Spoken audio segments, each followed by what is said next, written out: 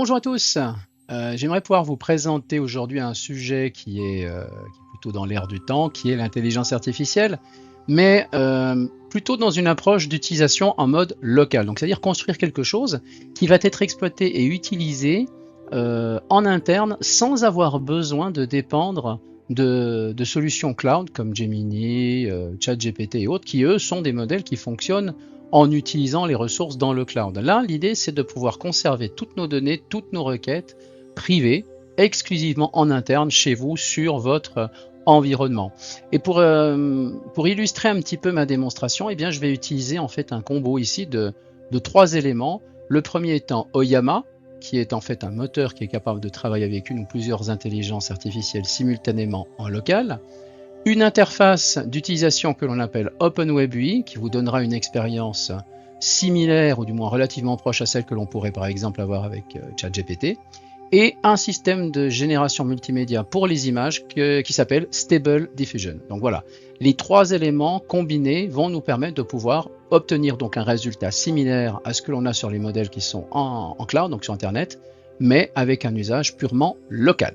Alors, pourquoi avoir une IA en local? Avant tout, pour garder la maîtrise de tout ce que l'on demande à l'IA privé, c'est-à-dire uniquement des informations qui vont rester sur votre réseau local. D'accord?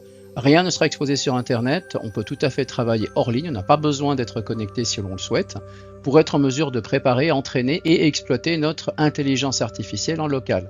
On n'a pas de coûts récurrents comme des abonnements ou des questions liées au nombre de tokens générés, de caractères générés. C'est quelque chose qui restera illimité dans son usage.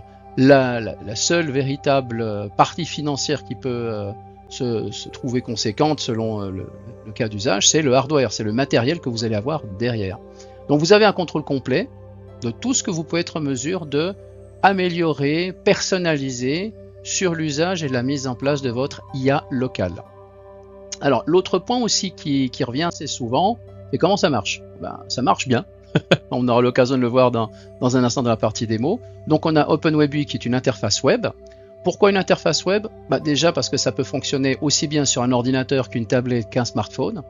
Donc c'est pour être en mesure d'avoir un usage soit en local, soit également à distance si on le souhaite.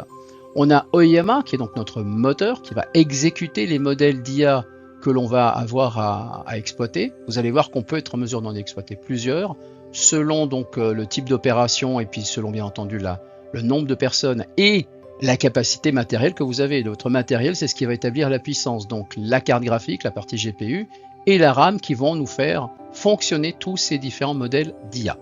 Donc un autre point aussi qu'il faut être en mesure de tenir en compte, c'est que si on souhaite travailler en hybride avec également aussi la possibilité d'exploiter des éléments d'intelligence artificielle extérieure, OpenWebUI vous permet aussi de pouvoir travailler en mode hybride, le cas échéant.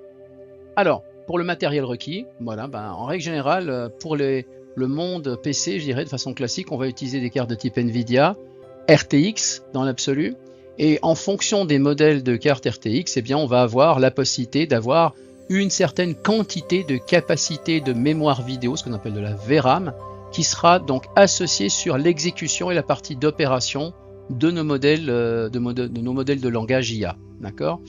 Petite exception, c'est le monde Apple, qui aujourd'hui, avec sa technologie Apple Silicon, utilise ce qu'on appelle le principe de mémoire unifiée, c'est-à-dire que la RAM peut être aussi exploitée en mémoire vidéo, donc en VRAM, pour l'emploi d'intelligence artificielle comme Apple Intelligence. Il faut savoir que Oyama fonctionne aussi sur les environnements Apple. Donc on peut installer Oyama sur Windows, sur Mac et sur Linux. Donc le matériel requis va dépendre du nombre de personnes qui vont travailler simultanément sur votre environnement. Donc l'idée ici, ou l'approche que je vais vous montrer, c'est une espèce de petit serveur d'IA qui peut être employé au sein d'une petite équipe. Bien entendu, besoin de plus de gens, modification de la configuration matérielle, bien évidemment, en conséquence. On a des modèles de langage, des modèles IA qui vont dépendre essentiellement aussi de ce que l'on souhaite faire.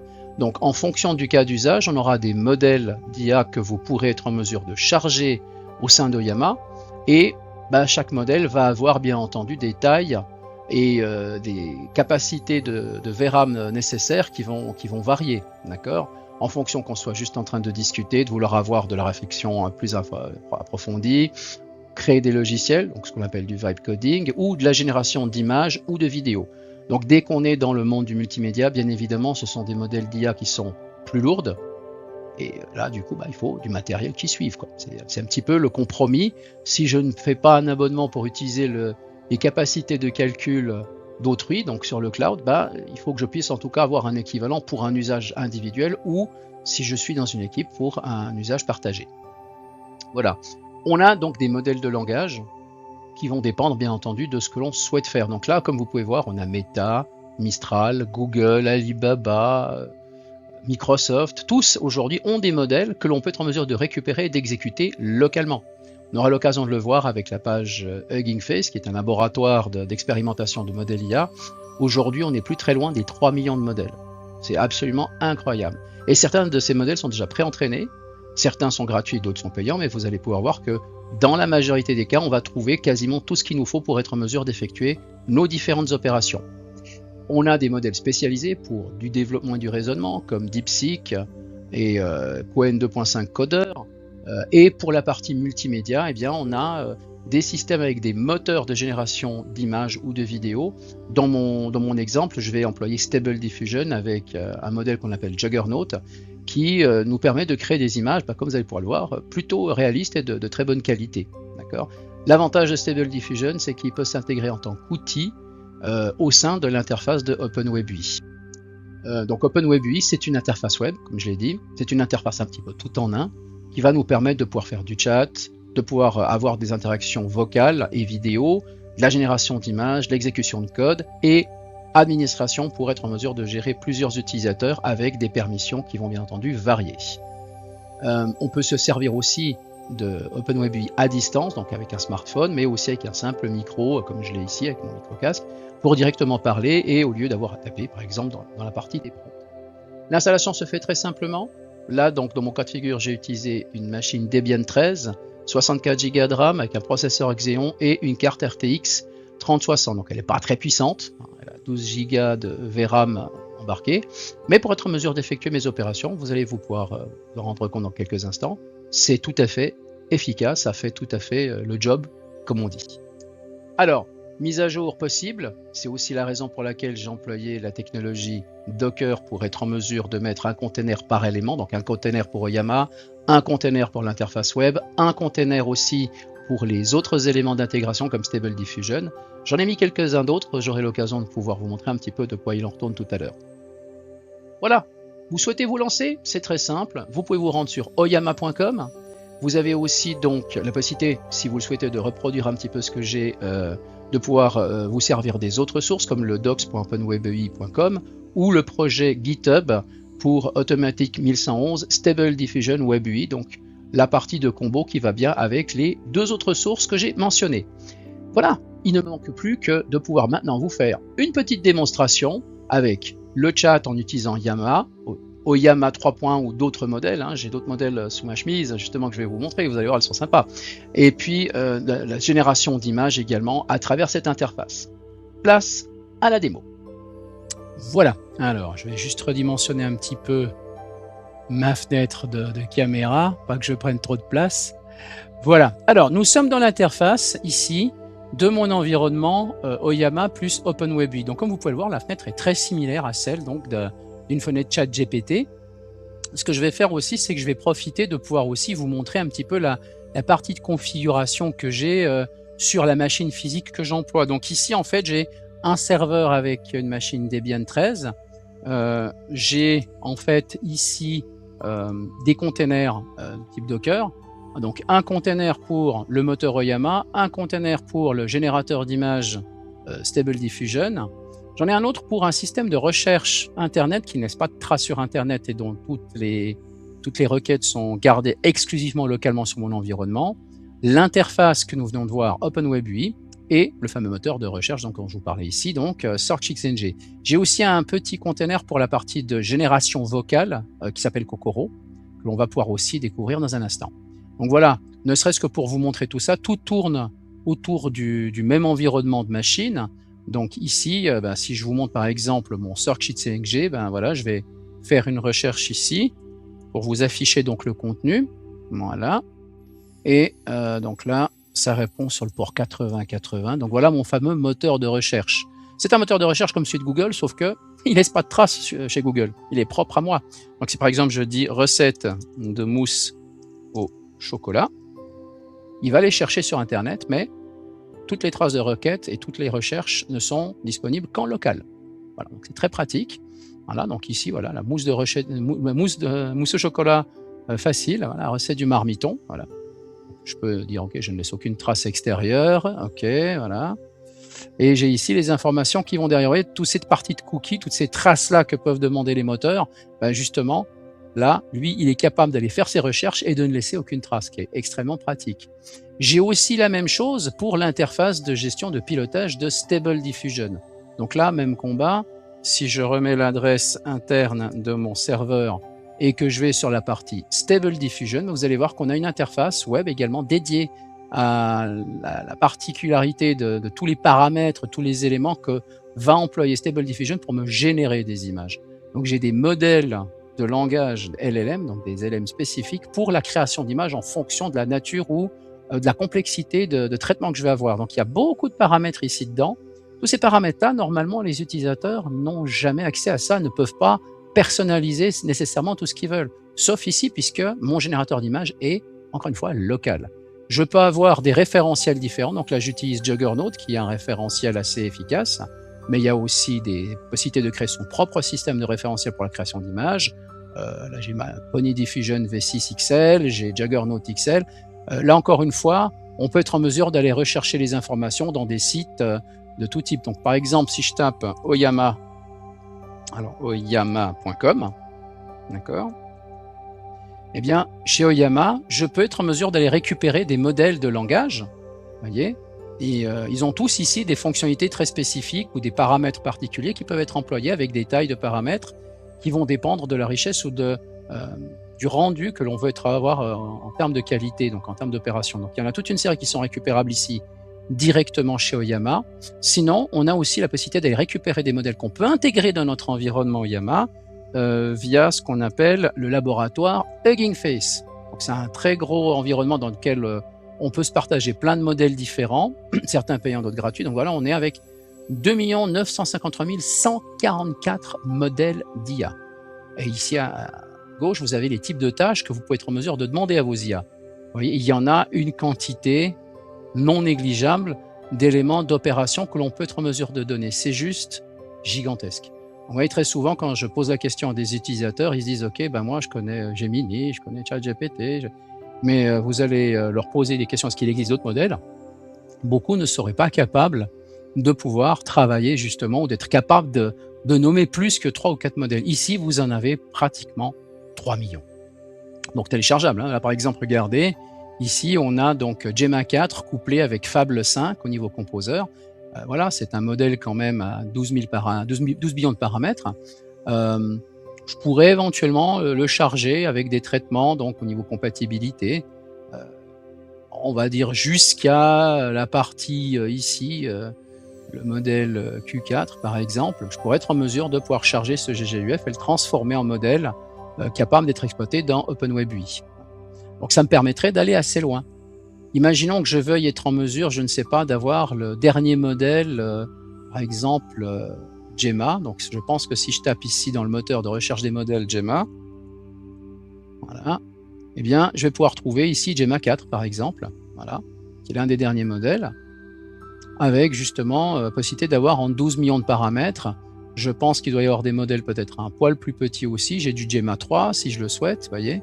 Après, chacun va venir avec des personnalisations pour améliorer éventuellement ce qu'on veut être en mesure de faire avec les versions. Donc, il y a des modèles qui sont personnalisés avec des gens, une partie d'apprentissage et d'autres qui, au contraire, ne le sont peut-être pas complètement ou alors avec un certain cadrage pour être en mesure aussi de supprimer, pourquoi pas, les limites de censure ou de conditionnement sur les promptings qu'on peut être en mesure de lui demander.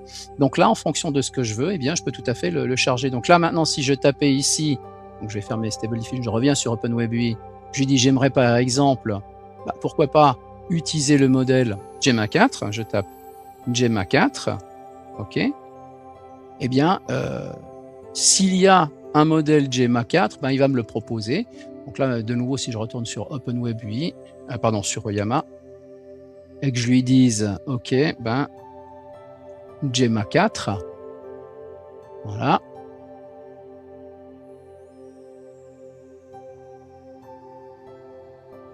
Ben là, il va me dire quelles sont les possibilités. Donc là, Gemma 4, je peux l'avoir en plusieurs paramètres. Donc là, par exemple, le dernier en 4B, donc qui est déjà pas mal, 9,6 Go quand même.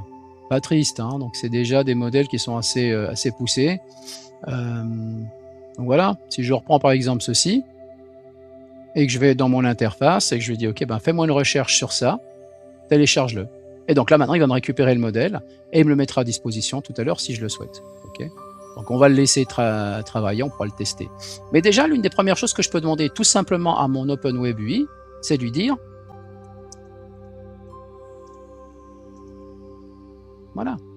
Donc là, je lui fais une interrogation et, comme vous pouvez le voir, il répond relativement vite. Et je vais avoir aussi une synthèse vocale qui va me lire la réponse. Comme un assistant IA, je peux 1. Fournir des informations et des réponses à vos questions.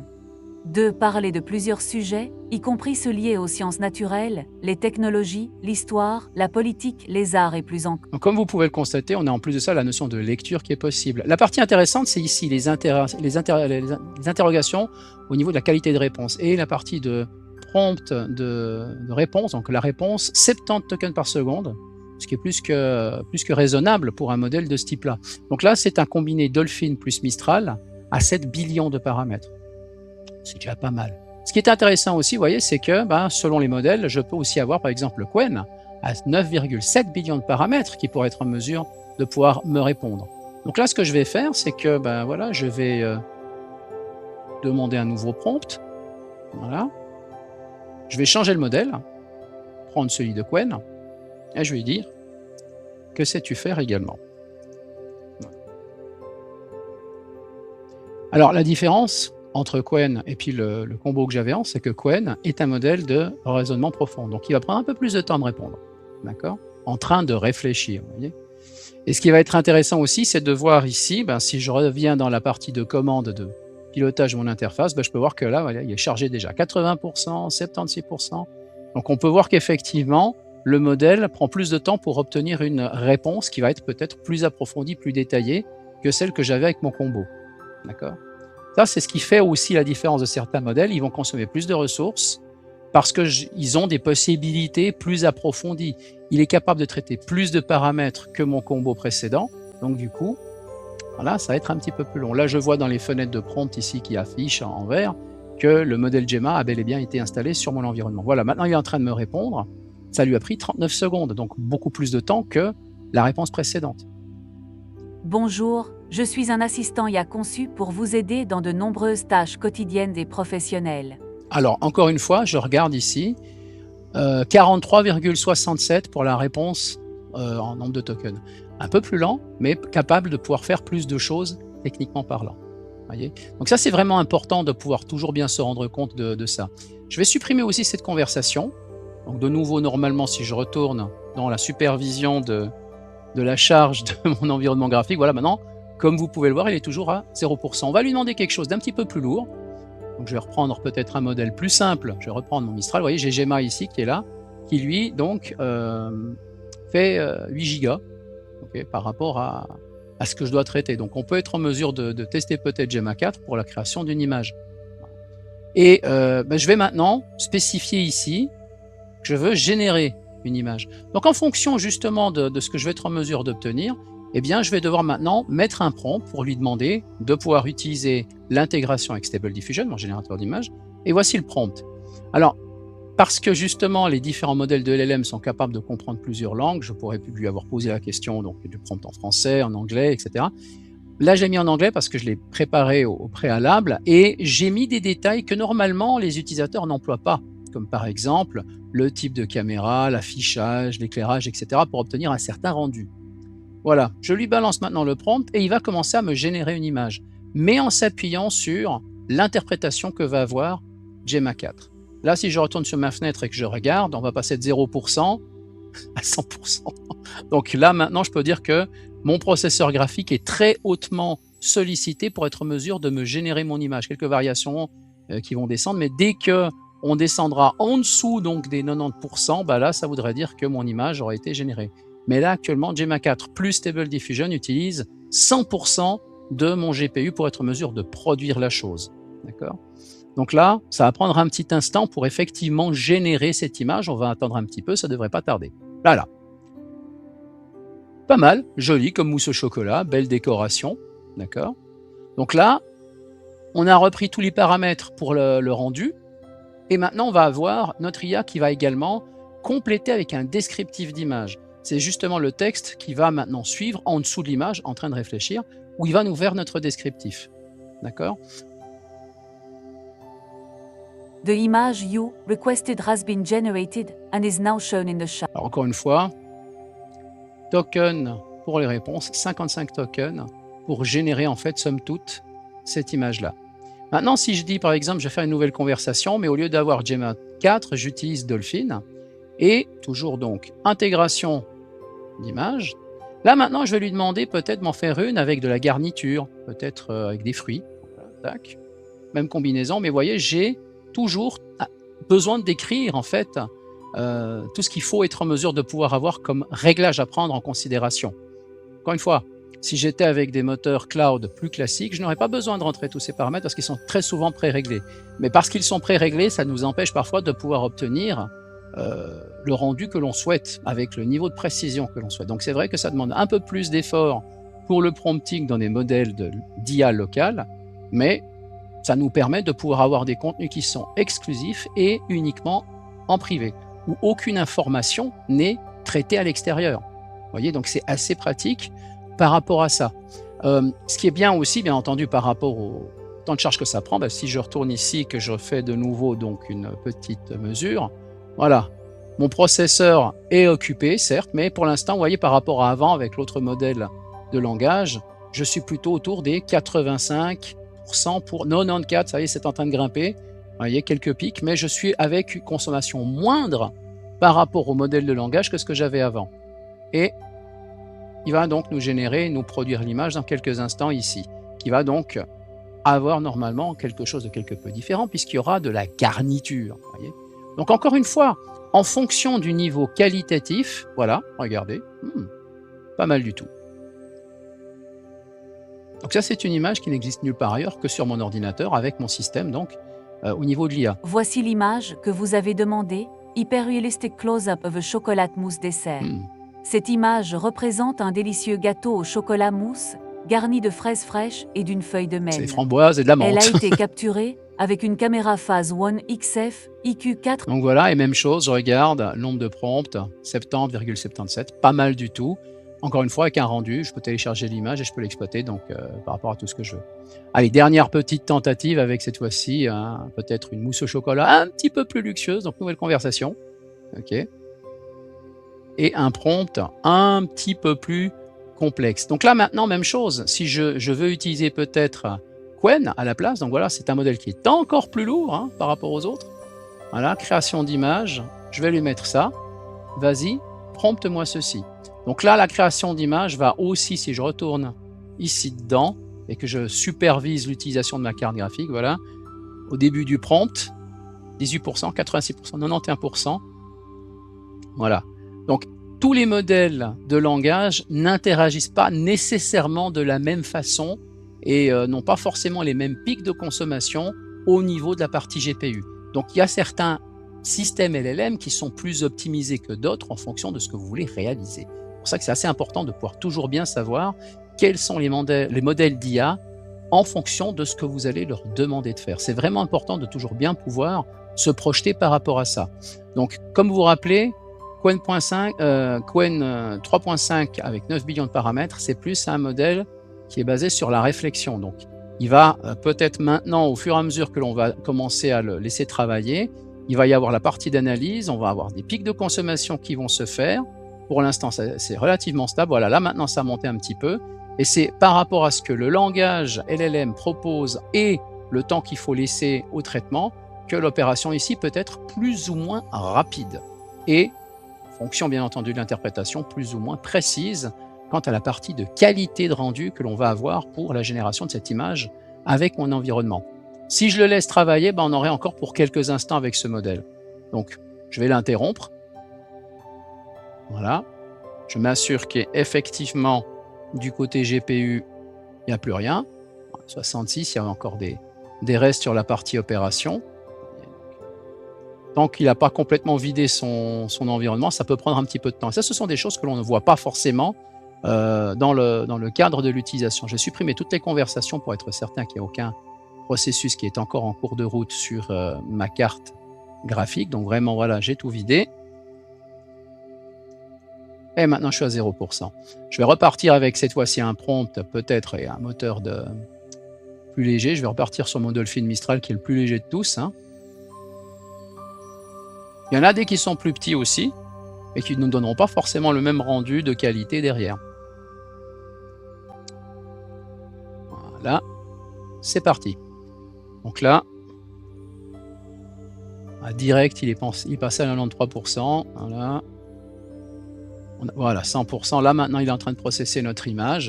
Ça devrait pouvoir être un peu plus rapide que les autres fois. Chose que je peux être en mesure de faire, c'est que je peux ouvrir une autre conversation en attendant, par exemple.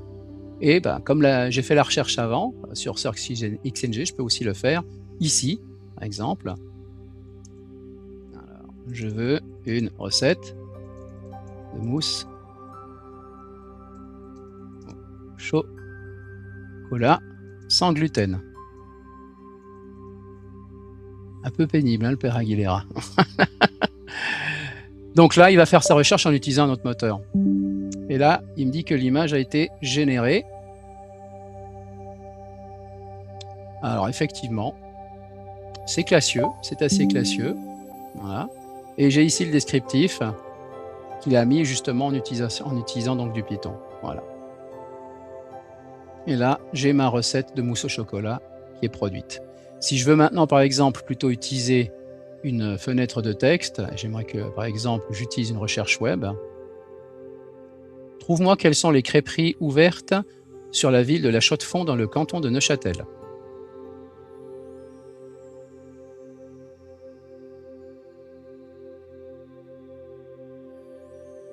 Voilà.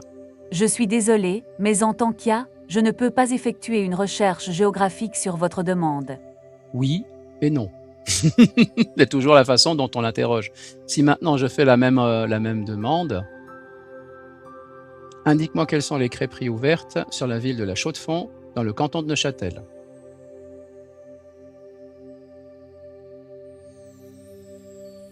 Et là, puisque je n'ai pas activé le système de recherche web, vous voyez, je n'ai pas du tout les mêmes types de réponses. Je peux vous aider à trouver des informations. Donc c'est toujours très important de savoir quels sont les outils que je vais pouvoir être en mesure d'employer selon le type de requête et selon donc les outils employés. Donc juste peut-être aussi à titre indicatif, c'est le dernier petit élément que je vais aussi vous afficher. Panneau d'administration, je peux créer plusieurs utilisateurs qui vont pouvoir accéder à cette IA, l'entraîner, l'utiliser, d'accord ? J'ai les paramètres pour établir quels sont le ou les modèles que je vais être en mesure de mettre à disposition, les analyses de documents, le système ou le service de recherche web, la partie audio, donc là c'est le moteur Kokoro en français que vous avez entendu, le système de gestion d'analyse d'images, donc Stable Diffusion avec le moteur Juggernaut. Voilà. Je peux aussi à titre individuel être en mesure de pouvoir prendre des notes, créer des espaces de travail avec un ou différents types de modèles, créer dans le calendrier des exécutions programmées à certaines dates, okay, et je peux aussi créer des automatisations avec les différents modèles. Donc je peux créer donc une nouvelle automation où je dis ce que je vais être en mesure de faire au niveau du prompt et je peux configurer ici la fréquence et le modèle à employer le cas échéant. Voilà. Ceci était ma petite démonstration de l'environnement Oyama avec OpenWebUI. J'espère que ça vous a plu. Merci d'avoir vu cette vidéo et à la prochaine. Au revoir.